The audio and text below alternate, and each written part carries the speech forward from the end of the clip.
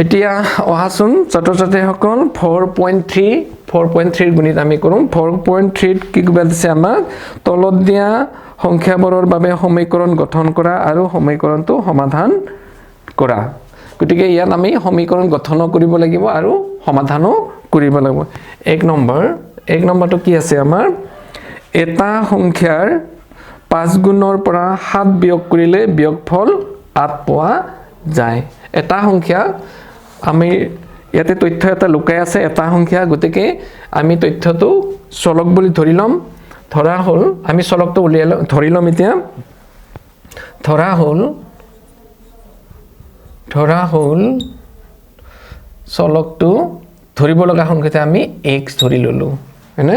গতিকে প্ৰশ্নমতে কি হ'ব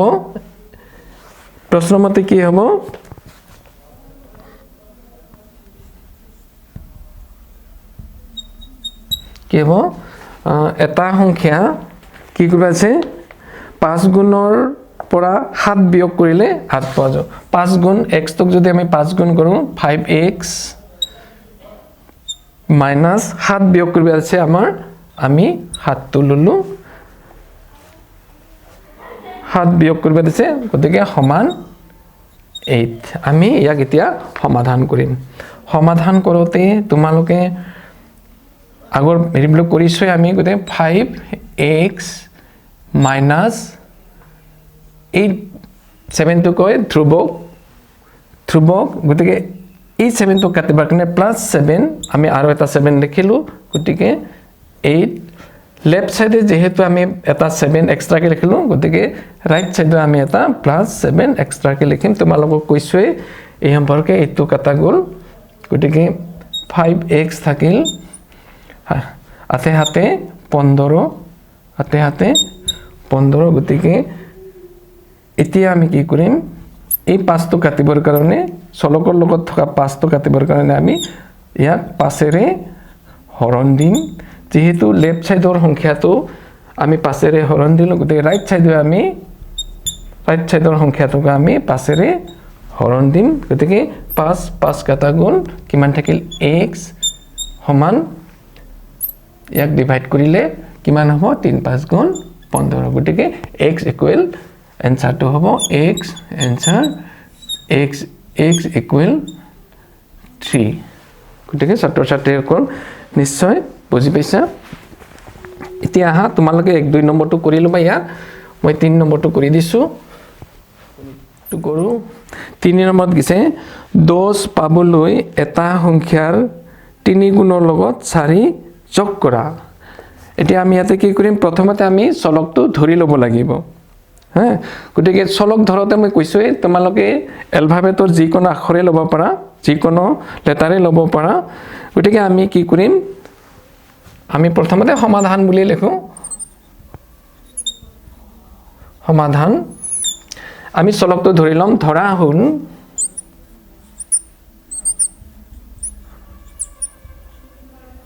আমাৰ চলকটো ধৰিব লগা চলকটো আমি x ধৰিলো নহয়নে এতিয়া কি দিছে আমাক 3 গুণৰ লগত 4 যোগ কৰা এতেকে সমীকৰণটো হ'ব এতেকে সমীকৰণটো হ'ব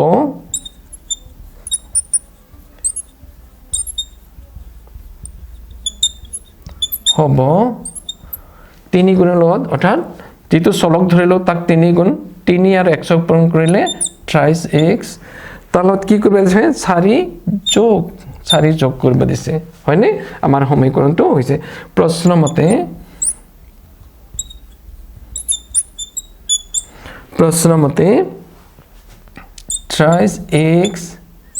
plus 4 equal কিমান 10 পাবলৈ কিমান 10 পাবলৈ গতিকে 10 হয়নে এতিয়া কি কৰিলো আমি 23x plus 4 এই 4 টো কাটিবৰ কাৰণে আমি এটা কাটিবৰ কাৰণে আমি কি কৰিলো -4 equal 10 লেফট সাইডে যেহেতু আমি প্লাস -4 লিখিলো গতিকে ইপিনে আমি -4 গতিকে কি হল এটো 4 কাটা গল 23x সমান 6 এইটো আমি এনেকৈ দিওঁ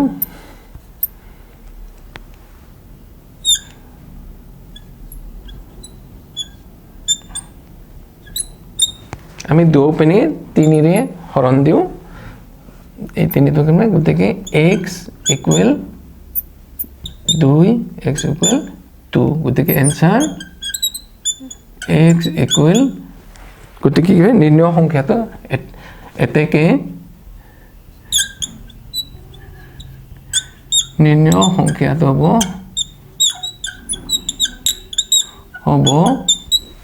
নিৰ্ণয় সংখ্যাটো হ'ব কি কৰিব দিছে আমাৰ 10 পাবলৈ মান গুণৰ লগত কি যোগ কৰিব নিৰ্ণয় সংখ্যাটো হ'ব কিমান 2 গতিকেখিনি ছাত্ৰ-ছাত্ৰীসকল আমি 3 নম্বৰ গণিতটো কৰো 4.3 3 নম্বৰ গণিতটো আছে এটা ভগ্নাংশৰ হৰ লবতকৈ 4 বেছি যদি লব আৰু হৰৰ সৈতে 1 যোগ কৰা হয় তেন্তে ভগ্নাংশটোৰ মান হ'ব 2/1 ভগ্নাংশটো উলিওৱা ছাত্ৰ-ছাত্ৰীসকল ইয়াত আমি লবটো চলক হিচাপে ধৰি ল'ব লাগিব গতিকে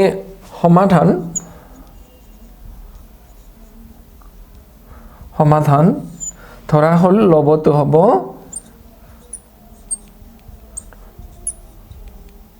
আমি লবটো চলক হিচাপে ধৰিলো লব হ'ব সমান x এটাকে হৰটো কিমান হ'ব ইয়াতকৈ 4 বেছি গতিকে হৰটো হ'ব হৰ হ'ব কিমান x লব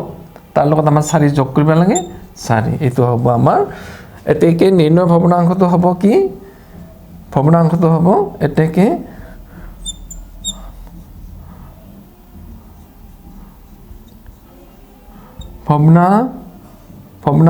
ভগ্নাংশটো হ'ব সমান হৰ কিমান আমাৰ x প্লাস কিবা কয় হৰণ কিমান হ'ব আমাৰ লবটো x plus 4 প্ৰশ্নমতে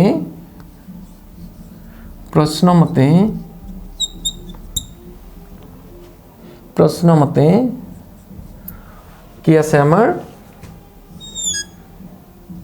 x by x plus 4 Har আৰু লব দুটাতে আমাক 1k প্লাস কৰিব কৈছে গতিকে 1k প্লাস কৰিলো আমি সমান কিমান 2/1 এতিয়া চাও আমি এইখিনি কৰি চাম তোমালোকক আমি ইয়াতে এটা লাইন আনো x plus 1 এইখিনি যোগ কৰি লম আমি x plus 5 সমান আছে আমাৰ 2/1 ছাত্ৰ-ছাত্ৰীসকল তোমালোকক কৈছিলো মই এতে আমি বজ্ৰ পূৰণ কৰিব লাগিব বজ্ৰ পূৰণ কেনেদৰে কৰে মই দুখাই দি আছো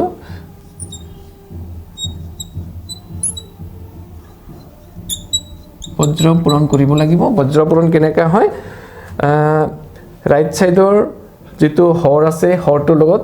লেফট সাইডৰ লবটো লগত আমি পূৰণ কৰো অৰ্থাৎ এটো লগত এটো পূৰণ এটো লগত এটো পূৰণ গতিকে আমি কি কৰিম 2 bracket x plus 1 equal 1 bracket x plus 5 হয়নে আমি এখিনি এতিয়া পূৰণ কৰি লম এখিনি পূৰণ কৰিলে twice x প্লাস 2 গুণ 2 এখিনি পূৰণ কৰিলে এখিনি হ'ব x plus 5 গতিকে এইখিনি যদি কৰো আমি twice x minus এটো আমি ইপিনে আনো minus x সমান 5 minus এটো ইপিনে গলে লেফট রাইট সাইডে গলে 2 হ'ব গতিকে এইখিনি মাইনাছ কৰিলে x হ'ব ইকুৱেল 3 হয়নে আমি x ৰ মান পালো 3 ছাত্ৰ ছাত্ৰীক মই ইপিনে কৰি দিছো এতিয়া এটাকে নিৰ্ণয় ভগ্নাংশটো হ'ব এটাকে নিৰ্ণয়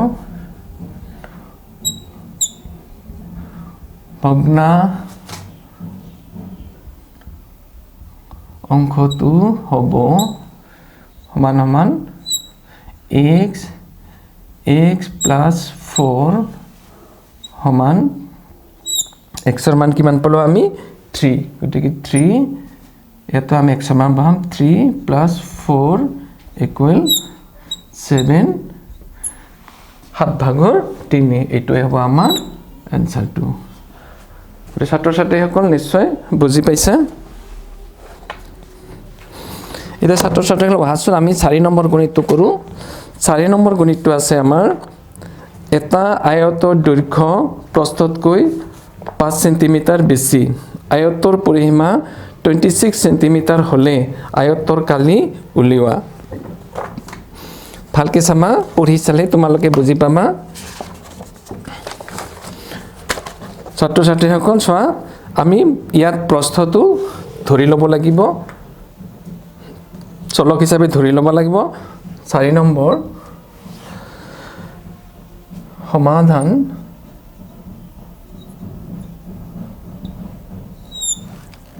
ধৰা হল আয়তৰ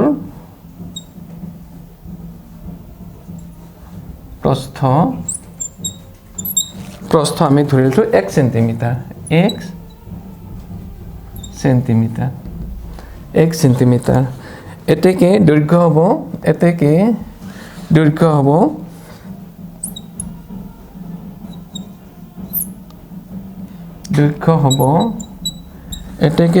হ'ব প্ৰস্থতকৈ 5 সেন্টিমিটাৰ বেছি গতিকে কিমান হ'ব তেমতে x plus 5 ইমান সেন্টিমিটাৰ এতেকে আয়তৰ পৰিসীমা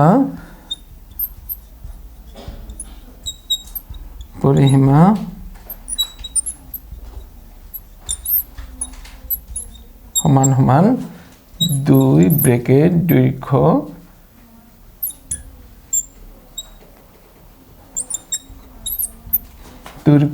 যোগ প্ৰস্থ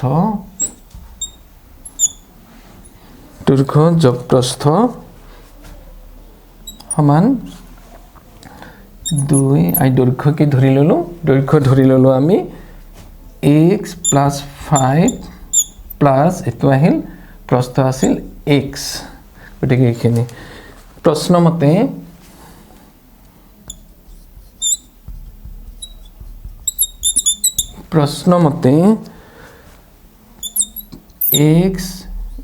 x plus 5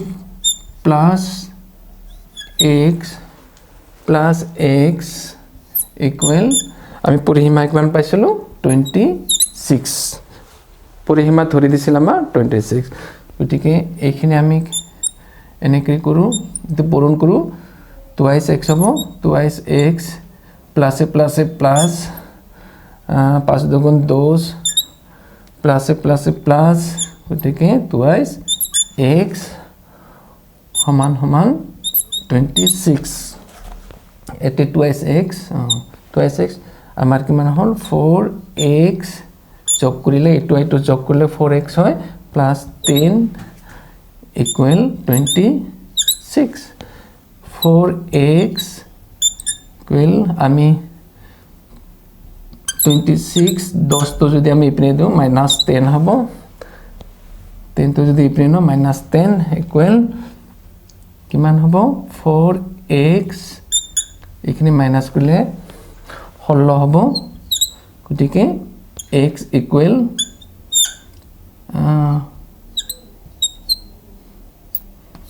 কিমান হ'ব x equal 4 4 গুণ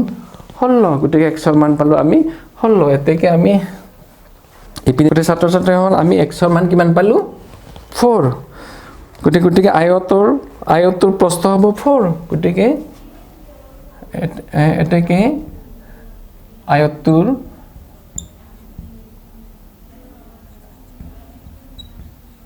প্ৰস্থ সমান সমান x সমান কিমান ধৰিলে আমি 4 সেন্টিমিটাৰ গতিকে প্ৰস্থ হ'ব আমি 4 সেন্টিমিটাৰ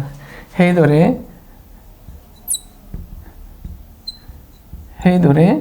দৈৰ্ঘ্য হ'ব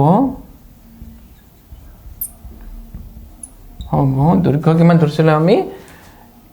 x plus 5 হয়নে x plus 5 গতিকে কিমান হ'ব x ৰ মান কিমান পালো আমি 4 যোগ 5 ইকুৱেল কিমান হ'ব 9 সেন্টিমিটাৰ হলনে গতিকে প্ৰস্থ পালো আমি 4 সেন্টিমিটাৰ দৈৰ্ঘ্য পালো আমি 4 সেন্টিমিটাৰ এতেকে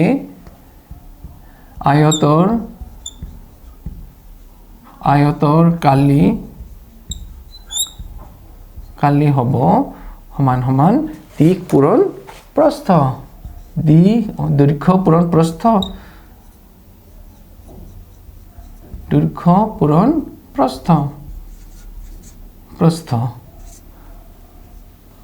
দৈৰ্ঘ্য পূৰণ প্ৰস্থ গতিকে কিমান পালো আমি দৈৰ্ঘ্য পালো আমি 9 সেন্টিমিটাৰ 9 পূৰণ প্ৰস্থ পালো আমি 4 সেন্টিমিটাৰ গতিকে কিমান হল 4 9 গুণ কিমান হল 36 বৰ্গ সেমি ছাত্ৰ ছাত্ৰীসকল তোমালোকে বুজি পাইছা চাগে 4 নম্বৰ গণিতৰ উত্তৰ হল 36 বৰ্গ সেন্টিমিটাৰ 7 নম্বৰটো কৰো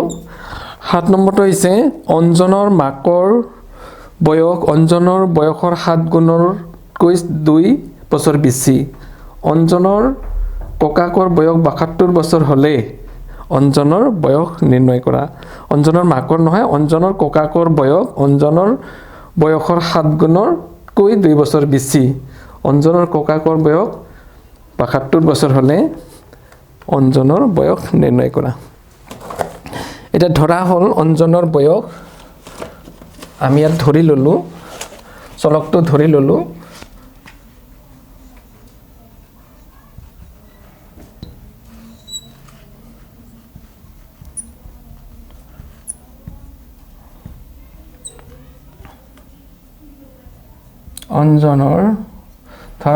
অঞ্জনৰ বয়স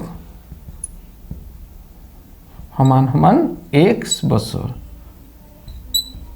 এতেকে মাকৰ বয়স হ'ব এতেকে ককাকৰ হ'ব মাকৰ নহয়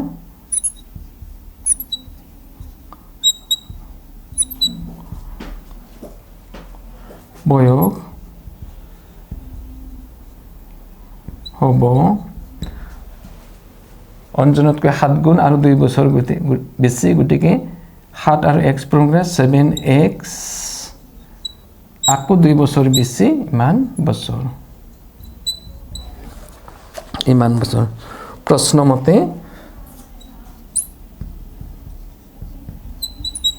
प्रश्न मते 7x plus 2 equal 75 বছর ককা করবে দেখো আমি সমাধানটো করো 7x আমি 2 তো হিপনে লৈ গলো minus 2 হবো গটিকে x equal ইয়াত 70 আমি তো বিয়োগ কৰি 70 কৰিলো 7 তো আমি ইয়াত আনিলো গটিকে x equal কিমান পালো আমি 7 10 গুণ 70 7 10 গুণ 70 তোমালোকক মই আৰু বৰ বেছি দুখাই দিয়া নাই এখিনি হৰণ কৰি চাবা নিশ্চয় পাৰিবা আমি কৰিলে অলৰেডি গটিকে এতেকে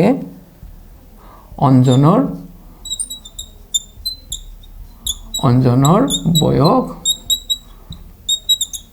হ'ব 10 বছৰ গতিকে ছাত্ৰ ছাত্ৰীসকল এই চেপ্টাৰটো আজিলৈ ইমানতে শেষ কৰিলো থ্যাংক ইউ পিছলৈ আকৌ লগ পাম